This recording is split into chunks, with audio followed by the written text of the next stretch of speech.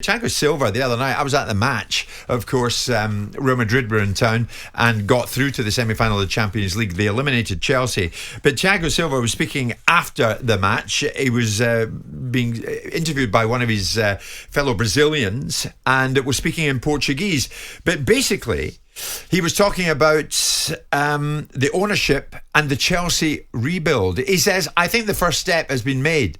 An incorrect step, though, but it's been made. He says, we can't be blaming managers if we don't take responsibility.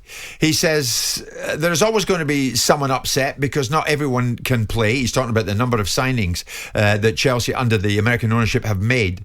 He says the manager can only pick 11 players from the 30-something squad.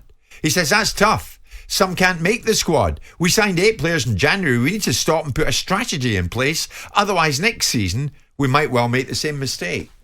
Is he talking sense in that respect? Well, when you have a vacuum of leadership, people start filling it with content. And when you start having players speaking about the strategy of a football club, yes, of course, they're adults. They're entitled to have their view. But there is a natural order and there is a natural, appropriate place for the players. Really should be focusing on their job, which is turning up on the pitch, which they most certainly have not done this season. So with that in mind, it makes it a bit rich when you've got a player lecturing those around him about the failings of what they're doing and the mistakes that are being made when they are absolutely crap on the pitch as a unit. So it makes it a bit rich. He's not necessarily wrong to suggest that there is a difficulty in managing a group of players. You know what's really much more difficult? Having 25 players that aren't very good. That's more difficult. I would imagine that's the lesser of two evils. The fact that you get somebody in that's a very, very capable leader that can manage a group of players of all shapes and sizes and all thought processes and all outlooks in life, then you've got somebody that produces a winning team. Once upon a time, we were very quick to praise Jurgen Klopp and his ability to seemingly, a few years ago, rotate all these players and get the best from them whenever he asked them to play.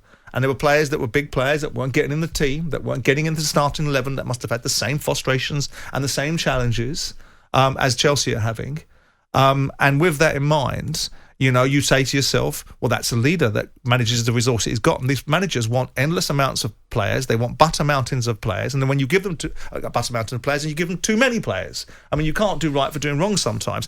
I'm not suggesting that what Todd Bowley's done is the right order of events. It's the way he's done it. I mean, Thiago Silva's having a bit of a swipe at the way they've done it. But they're not. I don't really think that they're in any position. Those in glass houses shouldn't necessarily be throwing stones. It doesn't mean that what he's saying doesn't have some relevance to it, but it would be okay if you were doing your jobs. You'd have more opportunity and there'd be more relevance. He'll say the reasons why we're not doing our jobs is because other people haven't done theirs. Well, no one can deny that Chelsea have a decent squad that's far better than 10th, 11th in the Premier League. That's to do with you lot on the pitch. Would Bully, do you think, make that clear to Thiago Silva? Would you make it clear to a player who's said something similar whatever to you? He's making clear to the players is not landing upon them because they don't produce any better results upon these little frequent visits into the dressing room. They seem to think they can say what they please now in the media because of this vacuum of leadership. Some will say it's nice to hear.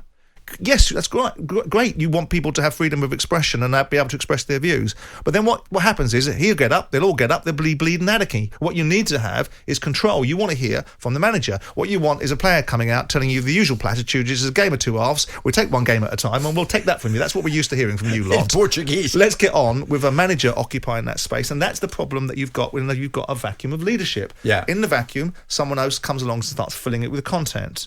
And that's why they should have done better by filling in the gap with a new manager. That's why it's silly having brought Frank Lampard in, because Frank Lampard has no jurisdiction. What jurisdiction is Frank going to have over these players? What's he going to do?